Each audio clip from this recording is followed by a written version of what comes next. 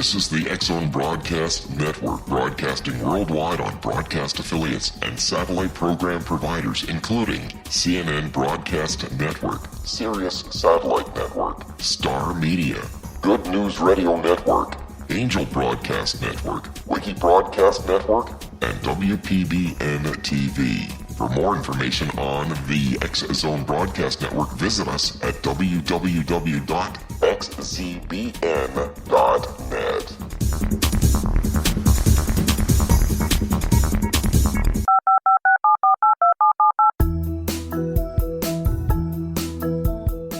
Did you know that when you're on the road with limited data or Wi-Fi, you can still listen to the X-Zone Radio Show with Rob McConnell, The Science of Magic with Gwilda Wiyaka, X-1, Dimension X, Space Patrol, and every minute of the X-Zone Broadcast Network by calling 213-401-0080, courtesy of Audio Now. No smartphone, app, or internet needed. It saves your data plan, and it's free if you have unlimited minutes. Call 213-401-0080 to listen on any phone, anytime, anywhere. Remember, 213-401-0080 for the best of the paranormal, parapsychology, and sci-fi radio programming anywhere, 24/7, 365. The X-Zone Radio Show with Rob McConnell is largely an opinion talk show. All opinions, comments, or statements of fact expressed by Rob McConnell's guests are strictly their own and are not to be construed as those of the X-Zone Radio Show or endorsed in any manner by Rob McConnell, Relmar McConnell Media Company, the X-Zone Broadcast Network, its affiliated networks, stations, employees, or advertisers.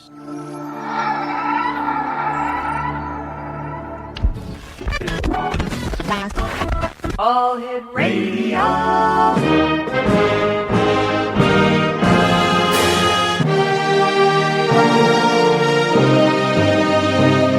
Welcome to the X-Zone, a place where fact is fiction and fiction is reality.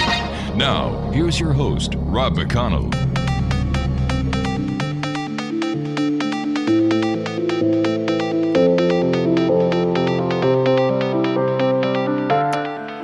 And welcome back, one and all. This is the X-Zone. I am Rob McConnell. We're coming to you from our broadcast center in Hamilton, Ontario, Canada, and around the world on the X-Zone Broadcast Network, on the Digital Satellite Network, on the Digital Radio Broadcast Network, Wiki Broadcast Network, Talkstar Radio, and TalkStream Live, and many other independent affiliates and satellite programming providers. If you'd like to send us an email, studio@xzoneradiotv.com, on all social media sites, X-Zone Radio TV, and our main website where you can find out what we've been doing, what we are doing, and what we hope to be doing at www.xzoneradiotv.com. X-Zone, my guest this hour is a lady that we've had the pleasure of having on the show before. Her name is Elizabeth Koehler-Pentacoff, and she is the author of a very fascinating book, The Missing Kennedy, Rosemary Kennedy and the Secret Bonds of Four Women. And her website is www.missingkennedy.com. Now, throughout her childhood, our guest this hour, Elizabeth Koehler-Pentacoff, frequently visited Rosemary Kennedy, President John F. Kennedy's sister. Why? Well, her aunt, Sister Paulus Koehler, Franciscan nun, was Rosemary's devoted caregiver at St. Coletta in Jefferson, Wisconsin for 15 years, and her driver and travel companion for over 30 years. The Missing Kennedy chronicles Rosie's life along with that of the author's aunt, and delves into similarities between the two families. It includes many never-before-seen private photos, Kennedy quotes from the author's interviews, and information about Rosemary and her famous family. The book delves into Rosemary's misdiagnosed condition, why her father sought an experimental brain surgery that was done without his wife's knowledge, how he kept the fact hidden from the rest of his family for over 20 years, and what Rosemary was actually like after the lobotomy. Through the author's relationship with Rosemary, Sister Paulus, and other relatives, the author discovered how family, faith, and silence intertwine to bond, strengthen, or destroy ourselves and our relationships, no matter our status or circumstance, whether one is rich, extraordinarily family, or, like me, a poor, ordinary one. Joining me now is Elizabeth Koehler-Pentacoff. And Elizabeth, welcome back to the X Zone. Great having you with us again. Well, thank you. I'm very happy to be here. I was sharing with you before we went on air one of the conspiracy theories that has just arisen in the last couple of months, that what happened in Dallas, Texas, the assassination of President Kennedy, was staged because he had been suffering from a brain dysfunction, which included a lobotomy, and that this was all staged in order to save the face of the presidency. And I was telling you that this kind of parallels your book. It really does. I doubt the validity of that. As I do. Because of how they learned how Joe had learned the truth about the horrors of the lobotomy through Jack Kennedy's beloved sister, Rosemary. But it does sound very familiar. Plus, the conspiracy theories abound, and in today's technological age of instant information, I think there's more misinformation than there is credible information. And in fact, I've said this many times on my show over the past 25 years, that the Internet is the largest septic tank that mankind has ever created. Boy, are you right. The Internet is very valuable in many ways because we can access some excellent research through verified sites, for instance, the Library of Congress, our public libraries throughout, the United States, as well as university libraries. But again, you were completely correct. Anybody who's anybody can post whatever they like on the Internet, and often that arrives in a lot of misinformation, lies, and unfortunately, bullying and hatred. Yeah. Just to give you a quick example before I go to my break in about 30 seconds, today on Facebook there was a news article that implied that Sylvester Stallone had died, and when you clicked on the link, it brought you to an advertising page. Oh, no. Yeah. Exonation Elizabeth Koehler-Pentacoff is our special guest. Her website is missingkennedy.com, and we'll be back on the other side of this break talking about her book, her relationships, and much more. Don't go away.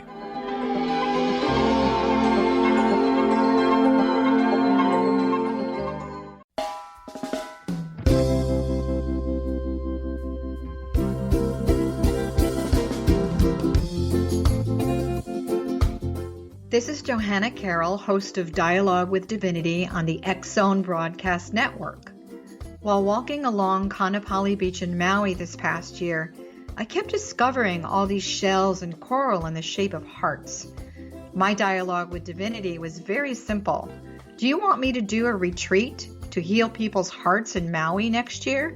And of course, the answer was yes.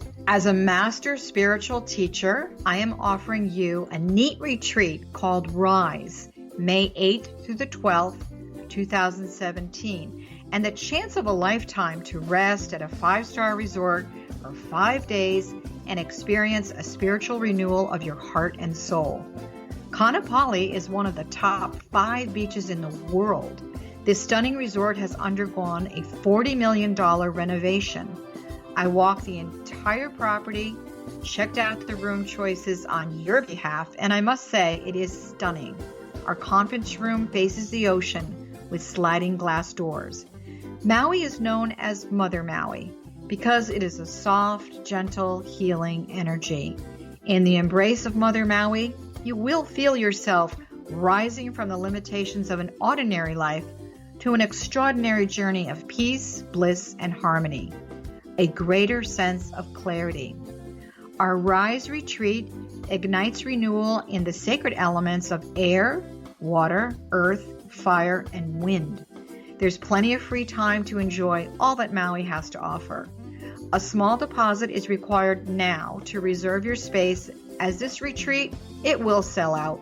For more details, please go to johannacarroll.com and register today. Aloha, and I'll see you in mystical Maui.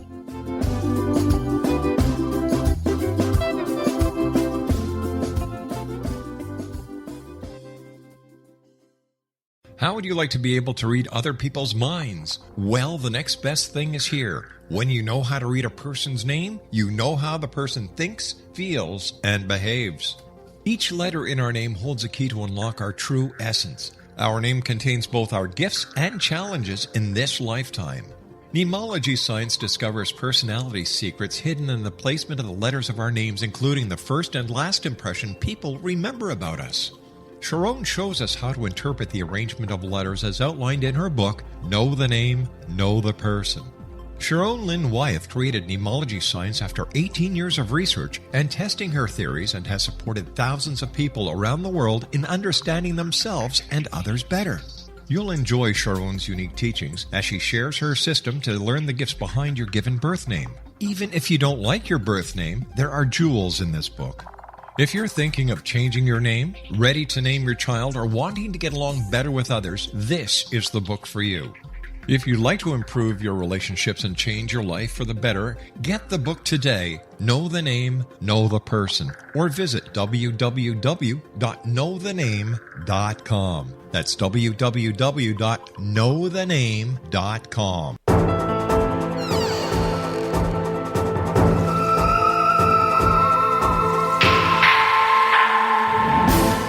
And welcome back, everyone. My very special guest this hour is Elizabeth Koehler-Pentacoff. She is the author of a very fascinating book.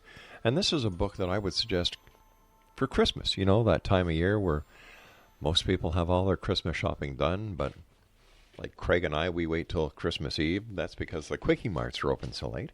The name of this young lady's book is The Missing Kennedy, Rosemary Kennedy and the Secret Bonds of Four Women. And Elizabeth, what was your inspiration to write this book? Why did you decide to go into detail and tell this fascinating story? Well, this happened a few years ago, and I had just finished another book and a different article, and I was kind of losing my enthusiasm. And usually I have 1,000 ideas, and I can't wait to start the next one. So I believe in the power of our nighttime dreams and how they can influence us and show us the way. I've been in a dream group for over 10 years. I've written in a dream journal all my life. I really enjoy interpreting what dreams mean and how we can learn from them. So I know that we can ask our dream life questions, because it really helps to dig into our subconscious to see what we're all about. So one night, several years ago, I asked for a dream that would be clear to me of what book project I should work on next. Well, that very night, a young blonde man came to me, and he said, "You're going to write The Missing Kennedy." I said, "Oh, no, I'm not." And he said, "Oh, yes, you are." And I said, "I can't." And he said, "Well, why can't you?"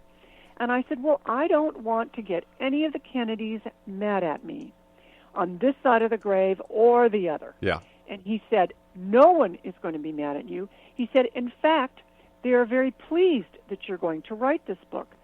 And I said, "Really? Why?" And he said, "It's how you're going to write this book." And I woke up and I thought, well, okay, I've got to honor my dream. So I will kind of piddle-paddle around this in the shallow water, kind of afraid to get my feet wet. So I thought, okay, well, first I'll write my memories of Rosemary, since I grew up with her, visiting her, weekly and monthly, and we were together a lot. And the other thing I did was I started reading about Rosemary's life before her lobotomy. I knew her after her lobotomy quite well, but I didn't know a lot about her early life. So I started reading books, I started researching the internet, and all of a sudden, one of the pictures I clicked on from a newspaper was of the familiar blonde man in my dream. Wow. And I know, it was like this shiver up my spine. So I read the caption, and it said that he was David Kennedy. David Kennedy was a young son of Robert Kennedy, who unfortunately was alone in a hotel room when he was a young boy, and he watched his father's assassination on television. Poor David suffered from mental illness. He sought refuge in drugs and alcohol, which is frequent because people often don't know what to do to help themselves out of this terribly horrible disease. And the Kennedys didn't know really what to do with him. You know, they had him in therapy. They tried all sorts of programs. Nothing worked. He was in and out of jail. You know, he had a record. Of course, the family was very embarrassed by him. And then later, I was reading a book where it said the cousins were talking about their Aunt Rosemary. And David said, I relate to my Aunt Rosemary more than any other relative. And they said, why? And he said, because if my grandfather Joe were alive today, I too would be lobotomized. And unfortunately for David, he died at a very young age from an accidental drug overdose. So I felt like he was calling me from beyond, telling me that I needed to write this book. And then I felt like, well, this book is more important than just telling my story. There's another reason I have to write this book. And through the journey of writing it, I found out what it was. What was it? It was that Rosemary suffered from mental illness, and while she was suffering from it, when I was growing up, my family had suffered from mental illness. My mother's aunts and my uncle had depression. One aunt was diagnosed with schizophrenia. Oh, my gosh. And it was a horror story, not only what she went through, but what we went through trying to help her. And so we had kind of a parallel story in a way. And I realized that today, mental health in our country still has huge problems. We do not give it the consideration it needs. We need to erase the stigma from mental illness because mental illness is a disease. It is. And yet it's treated as society's dirty little secret. We can't talk about it. And if you cannot talk about it, you cannot address it. Exactly. Yeah.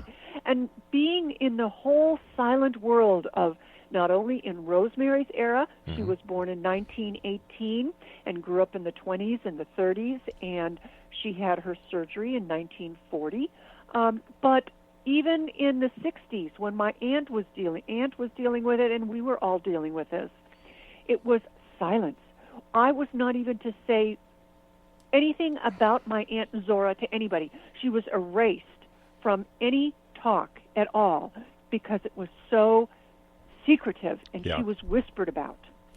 I want to tell you a little story. Going back into the 50s in Montreal, where I'm originally from, the CIA was conducting experiments at the Allen Memorial Hospital under the code name MK Ultra. Yeah. My mother was a unwilling participant of those experimentations. So I can fully understand and I fully appreciate, and I have been an advocate of getting mental illness to a point where it has to be dealt with. My mother, God bless her, she's 86. She went to the Allen Memorial for migraine headaches. Right. And she was subjected to the experimentation that the CIA was conducting under the leadership of Dr. Edward Ewan Cameron, who was the head of the Department of Psychiatry in Montreal. The Allen Memorial Hospital is part of the Royal Victoria Hospital, which is McGill University training hospital. So, it was very nice at the end, when the media and the actions of the CIA operating in Canada with the full approval of the Canadian government was established, my mother got a letter from Dr. Cameron apologizing. A little late. A little late. And, you know, people don't realize that mental illness can be caused by so many things. Yes. From, you know, hereditary illnesses, from psychological illnesses, from natal illnesses, trauma, PTSD, stress, that it has to be addressed. And I don't understand why society is so lackadaisy on this issue, why it is still in the closet. I agree. Part of it is it's not a sexy disease. Nobody has put all of their time and effort, celebrity-wise, behind it. Glenn Close has stepped out, which is really excellent. But we need more larger names, bringing donors. There should be, ads on television about it. There should be, a whole campaign. We should have, walks for this cause. There was a time in the 70s, Rosalind Carter worked very hard for this. Yes. A lot of the institutions that were problematic, I will say, did close. But what was supposed to happen were that every community was supposed to have a specific mental health center, a service, which picked up the pieces from where the institutions left off. And instead, the 80s came along, and it was the me generation. And everything was wiped out. Everything that she had done, all the funding, all the legislation, anything that was going anywhere stopped because people said, nope, we don't want to give money there. Politicians said there's no money in this. We're just going to forget it and back burner it. And guess why we have such a huge homeless problem? Guess why we have such serious mental illness where people are shooting at each other every day? I mean, most of our mentally ill, suffering people are in prison. A third of our homeless population have undiagnosed and untreated mental illness. So something needs to be done, and we need to start raising our voices and proclaiming it so. And yet we still have all these men and women who are, in my opinion, hero warriors that are coming back from the different wartime theaters that are coming back with mental problems, mental issues, including PTSD and so on, that they did not leave with. And they are just being left out to, what? They sure are. They're being left out to hang, and nothing is being done. And it's, I'm very fearful. I'm very fearful that we're moving into a darker time. So I think that it's important for each one of us in our, non-famous and non-rich ways, as we are, we can do something about it on a smaller scale. We can, act with our actions and our words, be thoughtful and kind and empathetic. And we can inspire others by, if you are on Facebook or Instagram or anything, you need to use your person, your being, to make positive statements regarding empathy for anyone who suffers from this disease. We need to erase the stigma, and we need to bring it to our politicians' sensibilities, writing letters, calling politicians, telling them how much we need to help anyone who either suffers or family members who are dealing with this. I've always said that if you're not part of the solution, you're part of the problem. And we need more people getting involved so that we can eradicate this veil of, or this cloak of invisibility that we put over the mental problems that society are facing. It's just going to get worse instead of getting better. Yeah. You and I have to take our break. We'll be back in 2 minutes after the news. Exo Nation, my guest this hour is Elizabeth Koehler-Pentacoff. Her website is www.missingkennedy.com. That's www.missingkennedy.com. And we'll both be back As we continue this conversation, and we're going to get back to the book, and because there are so many questions, who, what, when, where, why, we'll find out to the best we can within the hour. And as I was saying before, this is the Christmas season.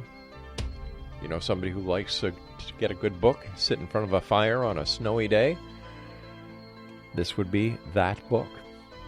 The name of the book is The Missing Kennedy, Rosemary Kennedy and the Secret Bonds of Four Women. And once again, www.missingkennedy.com. I'm Rob McConnell. This is the X Zone. Don't go away.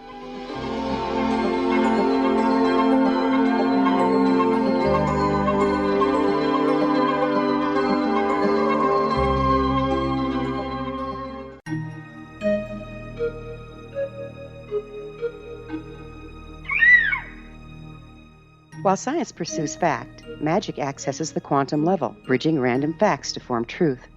As long as science and magic remain separate and polarized, the truth cannot be known. I'm Gwilda Wiyaka. Join me on the Science of Magic radio program, dedicated to unification and evolution of consciousness. During each episode, I'll be speaking with experienced and respected scientists and mystics. From astrologers to astronomers, from medical doctors to shaman, the scientific method to dowsing and intuition, we'll weave together information from seemingly divergent practices to promote unity and enlightenment. Join me, Gwilda Wiyaka, and the Science of Magic right here on the Mutual Broadcast Network. For more information, visit www.thescienceofmagic.net. Gibbs A. Williams, Ph.D., is a practicing psychoanalyst, supervisor, researcher, and author in New York City. Much of his life has been dedicated to understanding nature and the uses of meaningful coincidences or synchronicities. His radical and original non-Jungian, non-mystical, non-magical theory of synchronicities illuminates much of the fog surrounding this challenging and perplexing topic. His ideas and manners are fresh, presented in a style that is both entertaining and highly informative. He is also an expert on crisis intervention, specially focused on violence reduction for the police and citizens, mastering anxiety, frustration, and stress without the use of medication, and effectively preventing and treating heroin addiction. Dr. Williams can be contacted at his email address at gwwilliamsny11@aol.com or visit his website at... Wouldn't you love to know the secret to everything? Well then, meet Dr. Kimberly McGeorge and her cutting-edge breakthrough knowledge that combines science with possibility. Dr. Kimberly brings real-life answers and healing to those open to alternative solutions. She teaches solution-based programs and classes that will change all areas of your life forever. Specializing in conscious creation, intuitive readings, and energy medicine, you can rapidly shift health, relationships, business, and money and abundance challenges quickly. Receive her best-selling book, Secret to Everything, at no cost by going to secrettoeverything.com/X-Zone. That's right, transformation can start now. Just go to secrettoeverything.com/X-Zone and receive Dr. Kimberly's book for free. Afterlife expert Roberta Grimes was the first one to say that dying can be fun. Now her best-selling book, The Fun of Dying, is available in stores worldwide. So if you wonder whether death ends life, how it feels to die, or what heaven might be like, The Fun of Dying was written for you. And if you have always been afraid of death, or if you worry that your life has no meaning, let The Fun of Dying ease your fears and bring new meaning to your life. Nothing said in The Fun of Dying is based on the teachings of any religion. Instead, Roberta draws on evidence to explain how death happens, how it feels, and what comes next. A lot of the best death-related evidence was produced in the first half of the 20th century. When it is put together with recent discoveries, it tells a consistent and amazing story. Roberta Grimes blogs and answers questions at robertagrimes.com. Her wonderful book, The Fun of Dying.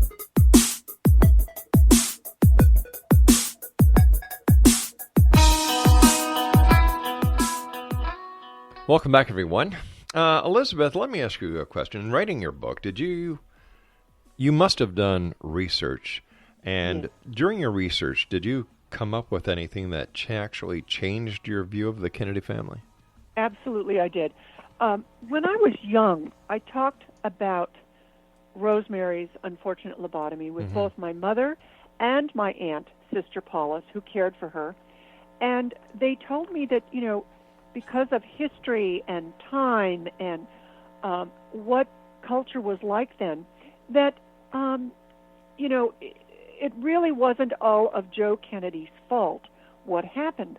And I carried with me for many years I would call it almost hatred of Joe, and a strong dislike for Mrs. Kennedy, too. I faulted her as well.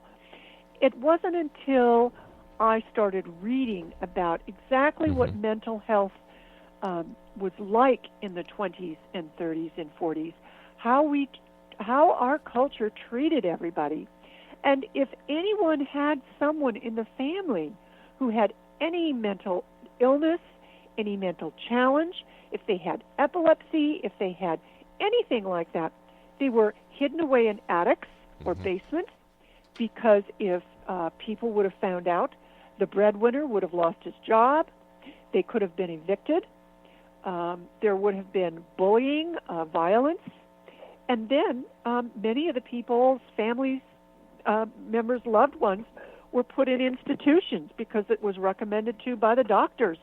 And they told the patients' families never to visit them. So it was a horrible situation. And as you pointed out, war causes more mental illness and trauma because of PTSD, which, of course, they had no idea what that was back then. That's right. So it was a desperate situation. And then entered Dr. Walter Freeman, one of Rosemary's surgeons.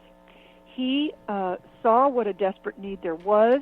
He attended a conference in Europe where he found out about the lobotomy. So he joined with neurosurgeon Dr. James Watts, and they started the procedure. Unfortunately, Dr. Freeman suffered from pretty severe mental disabilities himself. Although Yale educated and he taught through George Washington University, he was known more as a theatrical showman, and he really twisted the media around his little finger. And back then you didn't question doctors. They were God. And so the media just lapped it up, and Dr. Freeman made up his data. And so the New York Times, the Reader's Digest, Saturday Evening Post, Newsweek all said, hey, lobotomy? No worse than removing a tooth. And it's going to cure homosexuality. It's going to cure epilepsy. It'll cure your migraines. You got a bored housewife or an unruly teenager? Give them a lobotomy. Wow. And that's exactly what happened. How was Rosemary's father able to suppress this lobotomy from her own mom?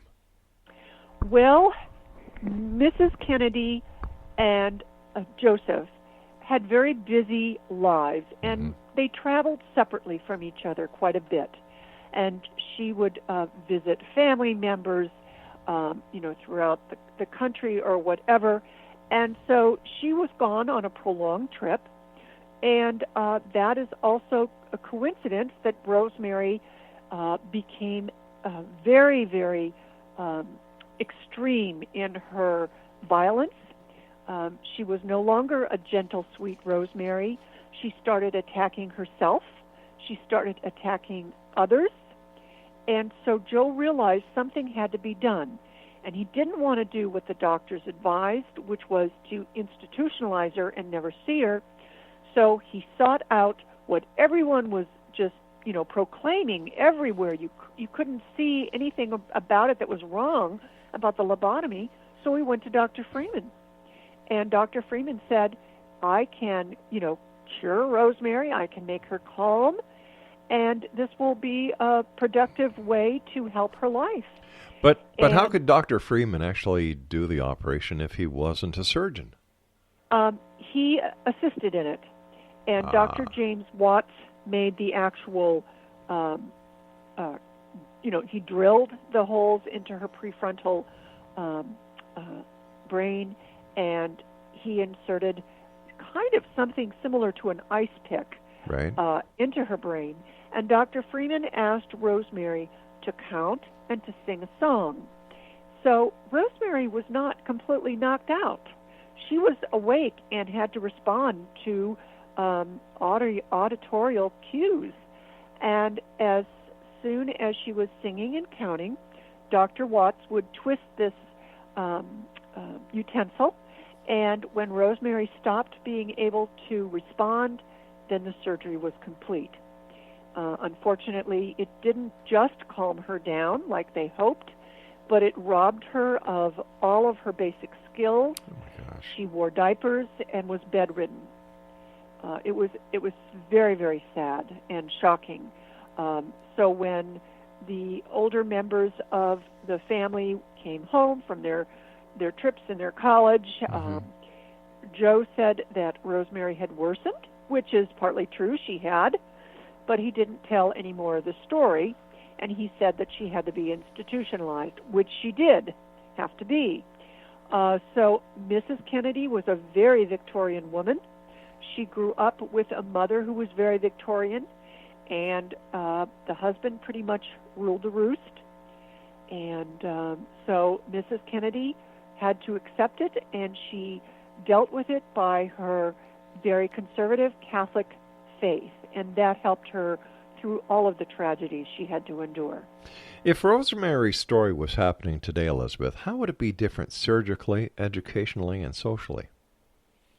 Well, first of all, I don't think that Joe would have even attempted it, because there would have been scientific studies, and it would have proven it to be a foolhardy thing to do, and he would not have attempted it. I think he would have gone to many doctors. I think that today women have more of an equal relationship with their husbands, or at least in the United States we hope they do, and so that there would not be a great cover-up as well. As well as, back then the media would kind of wink and nod and not report everything. Right. If they were told not to, especially through politicians, of course, and that would not be tolerated today either. However, I do have fear that with the way our country is moving, that perhaps some of our First Amendment rights will come under question now, and we could very well start going down that dark path. So we must remain vigilant that the truth is dealt with through journalism and science. Now, you declare your mother and yourself to be feminists. How did the feminist movement help people like Rosie? I think it allowed women to feel comfortable to ask questions and to care about their own bodies and to take responsibility for their children and their families in a new way. Before Mrs. Kennedy, she was, I will give her this, she was very involved with Rosemary's life. Before the lobotomy, she was tutoring her. She hired all educational specialists. She was on the money. And then, unfortunately, for 20 years, she didn't know what happened to her. But then when she did discover the truth, she was right back there with Rosemary, being very involved with her life, and also, stepping out with her daughters and proclaiming, and her sons, and proclaiming that we need to take a look at anyone with a disability, and they are people too. So thanks to her and Eunice, Rosemary's sister, who started the Special Olympics, and Jack and Teddy and Bobby, who did a lot of legislation for anyone who has a disability, a lot of positive action came out of Rosemary's tragedy. I was trying to remember if I had heard anything about Rosemary Kennedy during the presidency of President Kennedy, and nothing came to light. No, it really didn't. And any time that the reporters asked, a different story would be concocted. And stories, I've read things, some reporters said she was a teacher. Some said she was an actress on stage throughout Europe. Others said that she was very private and she liked her privacy and traveled kind of incognito. So nobody could really pin anybody down about Rosemary, and they just kind of left it alone. And, sometimes you do have to think that the president should be really investigated thoroughly. But when it comes to the family members, you really do have to give them an ounce for, hey, they do have private lives. Sure they do. So I do sympathize with anybody who's a family member of a politician, because they are ripped open kind of too, and sometimes that's not always fair. What is the most significant thing that you yourself learned from Rosemary? I think in the face of tragedy, that one can have a very happy, productive life no matter what the disability. And before that, I just never really thought about it. And then I realized that, a lot of people have all sorts of disabilities. And I watched my father age. And, he was a very vital man. And then he, in his older years, he was diagnosed with Parkinson's disease. So I saw what happened to him, his body, his mind. But he, like Sister Paulus and like Rosemary, was positive and happy. And even though at the end, when he could no longer eat foods or swallow, he was still a vibrant community member. He lived in a nursing home, and he loved his nursing home. He loved any time we interacted with him, which we did often. He loved playing bingo. He still read. He was able to read and watch his favorite sports shows. So, there he is, almost bedridden, and he was a pleasure to be around. And that's exactly what Rosemary was. She was sweet and fun. She could be very stubborn, but she was always a joy to be around. And I think that no matter what happens to us, we can take positivity away from it and enjoy all the small things in life and do creative action to make the best of situations. You and I have to take our final break. It's great talking to you, and I wish you continued success, and because your book certainly has a message, and that message should be recognized, and the stigma that society has ill-placed on mental illness must be taken off, and I admire you and the great work that you're doing. Well, thank you so much. Exo Nation, Elizabeth and I will be back on the other side of this break as we wrap up this hour here in the X-Zone from our broadcast center in Hamilton, Ontario, Canada. Don't forget, you can always send an email to studio@xzoneradiotv.com or visit our website, www.xzoneradiotv.com. And for all the programming on the XZBN network, xzbn.net. This is the X-Zone Broadcast Network, broadcasting worldwide on broadcast affiliates and satellite program providers, including CNN Broadcast Network, Sirius Satellite Network, Star Media, Good News Radio Network, Angel Broadcast Network, Wiki Broadcast Network, and WPBN TV. For more information on the X-Zone Broadcast Network, visit us at www.xzbn.net.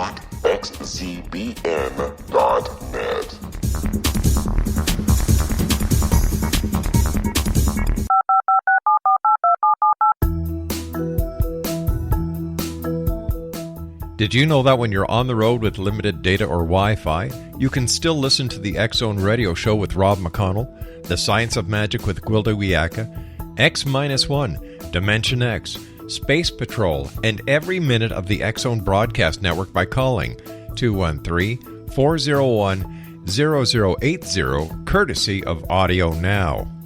No smartphone, app, or internet needed.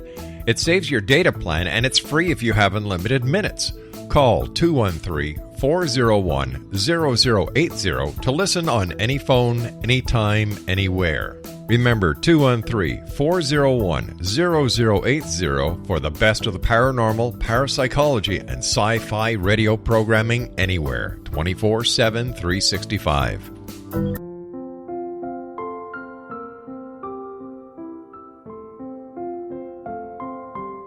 I am Dr. Carl O'Helvey, founder, president of a new cancer foundation focusing on evidence-based physical, mental, and spiritual interventions, including natural cancer cures, prayer, meditation, affirmations, nutrition, and other related holistic cancer prevention and cure modalities.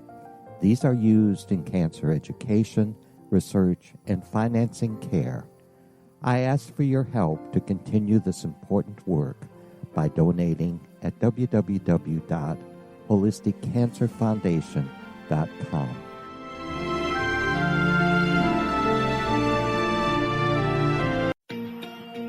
Wouldn't you love to know the secret to everything? Well then, meet Dr. Kimberly McGeorge and her cutting-edge breakthrough knowledge that combines science with possibility. Dr. Kimberly brings real-life answers and healing to those open to alternative solutions. She teaches solution-based programs and classes that will change all areas of your life forever. Specializing in conscious creation, intuitive readings, and energy medicine, you can rapidly shift health, relationships, business, and money and abundance challenges quickly. Receive her best-selling book, Secret to Everything, at no cost by going to secrettoeverything.com/X-Zone. That's right. Transformation can start now. Just go to secrettoeverything.com/X-Zone and receive Dr. Kimberly's book for free.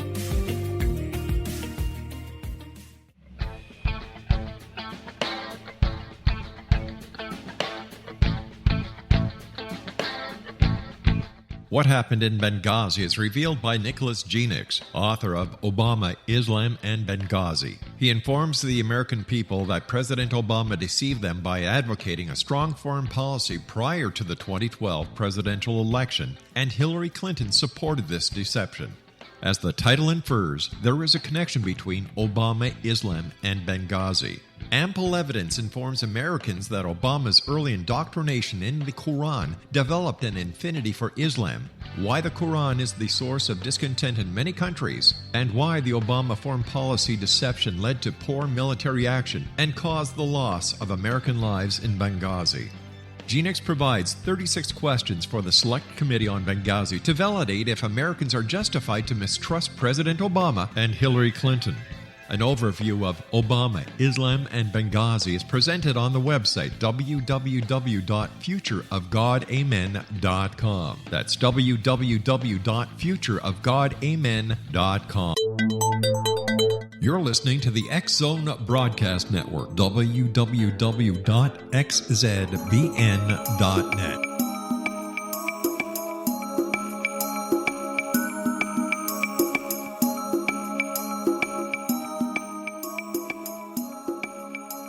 Exonation. Welcome back. Elizabeth Koehler-Pentacoff is our special guest, and she is the author of a very interesting book. A book that has a very deep and very important message. The name of her book is The Missing Kennedy, Rosemary Kennedy and the Secret Bonds of Four Women. Who are the four women that you refer to in your title? Excellent question. It is Rosemary, Sister Paulus, cared for her, myself, and the very formidable and ambitious Youth Kennedy Shriver, and I admire her greatly. She was married to Arnold Schwarzenegger, right? No, but close. Her daughter Maria was. Oh, right. I'm sorry. That's okay. Annie, why'd you do that, Annie? Well, the Kennedy family is so big, it's hard to keep track of who is married to who and which one's the sister and which one's the mother and the father and on and on. What is it that you would like people to take away from your book?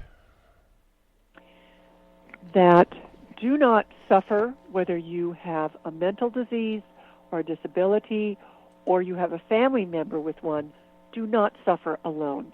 I think that, today we have an excellent organization called the National Alliance of Mental Illness, NAMI, NAMI.org. They are spread throughout the universe, and they have chapters in all sorts of different towns and communities. And I know friends of mine who have family members who suffer from belong. I actually belong too, but my friends go to their meetings, and really it saved their lives because they can hear from other parents and other family members on coping mechanisms, not only for themselves but for their loved ones who suffer. And so I think that this is something that we should all be involved with or help with. Another thing I want people to take away is that, okay, the Kennedys, yes, they were rich and famous and they did a lot of good, but that doesn't mean that you and I can't do good too, just because we're poor and not famous. So we can do a lot with our time and energy. And another thing is to take care of ourselves and our family members, because, as you were mentioning, there are many causes of mental disease. And, okay, you and I may not be suffering from this right now, but, how do we know what trauma or tragedy might befall one of us or our family members? And that trauma may cause a mental disease, such as depression or something like that. And so we need to take care of ourselves and our family members. You can do this in so many ways. You can do this by practicing gratitude every day. Even when I'm only just, down in the dumps, which is nothing like depression, which is overwhelming, I can cheer myself up by just thinking of 3 things that I'm grateful for, right this very moment.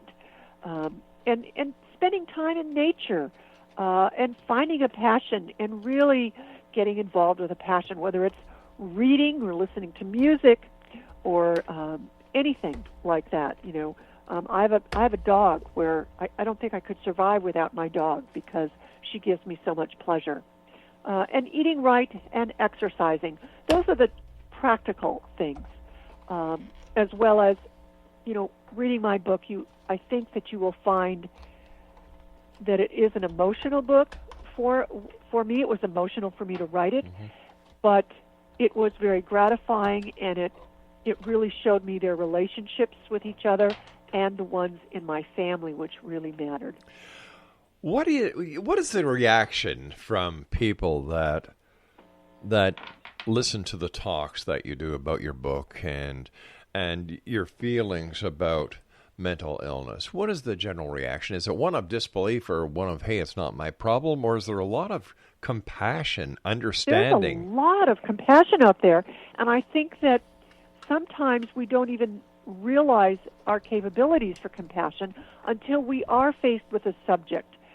If you go to the movies and you see a movie and it just, you're just welling up with emotion and empathy, suddenly you realize what your capacity is. And that's the same with reading a book about someone with a problem or something that they've faced and they've survived and they've come through this wall of tragedy to be a better person and stronger person. And I think that people who come to my talk, at first they are kind of in disbelief and overwhelmed, and they approach the Kennedys in somewhat, I mean, they're all interested in the Kennedys, but they kind of had the same idea that I did when I was young, which was, oh, how could that Joseph Kennedy do that? And they're just dripping with kind of like yuck, which is true. It is kind of yucky. But after they hear the talk and they join in a lot, because there's a lot to discuss within my book, they are suddenly on the other side, and they said, we didn't realize what a hopeful and positive book this was. it's not a dark and deep, gloomy subject at all. It's very life-giving. So I've had a lot of positive comments and emails and letters from these talks, and I really enjoy meeting everybody in the audience and talking with them also after the talk, because I'm still learning. We're all still learning about mental disease and the right ways to deal with it. Should we teach our children how to better understand and how to better help when it comes to mental illness? Absolutely. I remember when my son was quite young. I think he was 3 or 4, and we were out in public at a mall, and there was someone who was acting a little differently, right, and probably had some mental disease. And at first he stared and started to talk to me in a loud voice, as all children will. The kind of comments where they may make, to a fat woman or a pregnant woman, "Oh, Mommy, look at how fat that lady is." I mean, you have to take your child aside and you talk with them and you say what is polite and what isn't, and why we should be compassionate for if someone is overweight or if someone is disabled or acting differently, and how we should approach them and how we should deal with it. Most people don't want to be singled out for anything with the difference. And, to show them by your own actions. If someone needs help and you need to open the door, you are polite, as you would with anybody. With an armful of packages, what would you naturally do? You'd open the door. Well, that teaches your youngster, no matter what the age, that what you do for people that's a good thing. And that's exactly what you should do with your child. And encourage talking feelings around the dinner table, while maybe if you see something in a TV show or a movie, or even if you see something negative, like the news will be on, and if someone famous does something to make fun of someone with a disability, or anything like that, you immediately, you pause it, the television, you turn it off, whatever, and you have a conversation with your family at that moment of it happens. And I guarantee you, if you do this, you will have empathetic and loving children. Where can people buy a copy of your book? Virtually anywhere. It's now available in paperback, so it's getting, I don't know, it's very reasonable cost. You can get it on any of the online sources that you normally would, Amazon, Barnes & Noble. Right. And I encourage everybody to visit their independent bookstore in their own community, because independent bookstores really take the time and the care to nurture readers and nurture authors and nurture everybody. They have wonderful community events. They're also available there, and if they don't have it on the bookshelf, they can always order it. We've got about 60 seconds. What are your final thoughts for the listening audience of the X-Zone Nation tonight?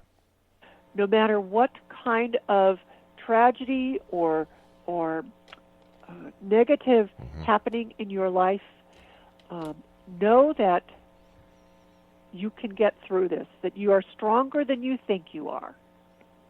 And you're not alone. And you're not alone. Elizabeth, thank you ever so much for joining us. To you and your family at this very wonderful time of year, a very Merry Christmas, and I wish you success, love, joy, and happiness in the many years to come. Thank you for being with us tonight. All right, thank you so much. My pleasure. X-Zone Nation, our guest this hour has been a lady who wrote a very fascinating, interesting book that we can all learn from, Elizabeth Koehler-Pentacoff. And her website is missingkennedy.com. I'll be back on the other side of this break with the news as we continue here in the X Zone from our broadcast center in Hamilton, Ontario, Canada. Are you a skeptic or are you a believer? I want to hear from you. Is there a special guest that you'd like us to bring on? Is there a special topic you'd like us to discuss? Whatever it is, send me an email, studio@xzoneradiotv.com. I'm Rob McConnell. I'll be back. Don't go away.